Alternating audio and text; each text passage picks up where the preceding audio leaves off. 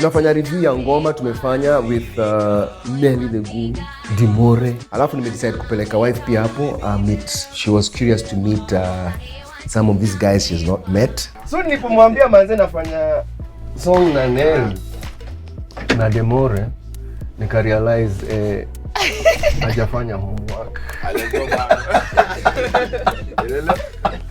So ikabidi tuseme to come pamoja at least our meet. I guess this is his way of trying to acquaint me, to let me know who is who, nini. Lamensi sana nikuje, so nimekuja because I am a good wife. Why is Wahu here? Nice to meet you guys. Unajua Tumiso anajua mtoi wangu wa first anajua kuposa na bambu. Mimi kanishash najua. Do you know what you are saying? Sali, you don't know Dmore, you guys don't know Dmore, you don't know what. Yeah, but ako chuo, so nimemwambia tu akae chuo. It's always cool yani nikiwa na a different storyline from mine. She's always been big on that. Is like, how can we work together? How can I tap into your audience? How can you tap into my audience? So I'm not surprised that here we are. Please, yes, I'll appreciate. Let us educate some people. What's going on? What are you going to do? Mimi I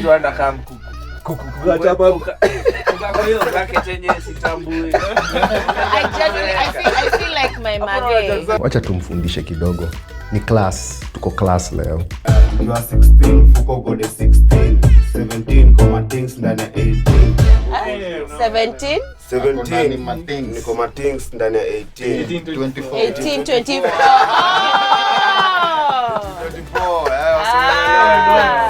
I loved the flow. I loved everything. I couldn't hear the sheng is deep. So it's been exciting, and just listening to how these guys are so jazzed, it's refreshing. Vitisho vya pedi mbili vitanifanya mimi nini? I met Issa in Splash. I had known of him and he had known of me. We were recording the same record label, but we never met. I just used to hear his music, you know, and he used to hear my music. So one day when I was in Splash, I even remember where I was sitting. I was sitting like in like a slight bar. This guy comes and he just stops me and says, "Nameless." And immediately I just looked and saw him. I was like, this is Issa. We just struck a friendship ASAP, you know. I was Issa's best friend, actually. I knew Issa since we were, I think, 15 years old. From high school, he introduced me to music. He was a good poet. Woni mtu anajua kujiexpress, woni mtu anajua kuandika lyrics. He had this Swahili thing going. I remember he used to call himself like the Swahili tongue twister. Ni Issa, dewa mbili kwenye kichwa, lyrical tongue twister na Mr. K.I. Swahili nani yuko na shida na mimi? Isizo. Ever since we checked Boomba, we just started getting a lot of calls to do shows, you know. March 15th, we were called for a show on March 15th. We're excited, they're like, we got a show in Nakuru.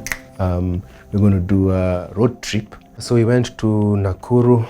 The show was in Dimples. The Nameless and Issa came on, and the noise was deafening. And that's when I knew Kenya has new superstars. So on March 16th, they were coming back early. We needed to be in Nairobi at 3. So I remember it was about 11. We're like, this is our time to go. And Shadi started driving us. So Issa looks through and says, "Hey, look at that lake. It's so beautiful and it has some pink reflections. That looks pink. Is that lake pink?" Then we all look at the lake and we're like, wow, that's so nice. When the driver was looking, without him knowing, he was swerving away from the center. When the guy couldn't get control of the car, like he just went too far, started now flipping. Went to the ward and saw Nameless, and then he was just broken. I had to go to the mortuary myself, and first time in the mortuary, I had to identify Issa. I got a call, I remember, from Big Pin, and he told me Issa has been in an accident. So I'm like, is he okay? Then he's like, I'll tell you. Then he hung up. So I saw Big Pin like coming to our place. Big Pin told me Isa has passed on.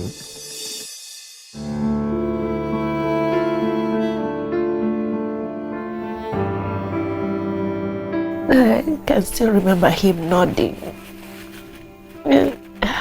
He's like, yeah, it's Isa in the morgue.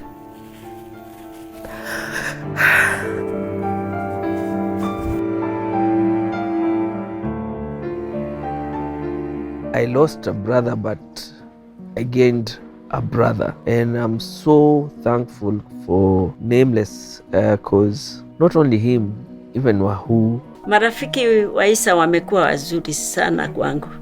Na hasa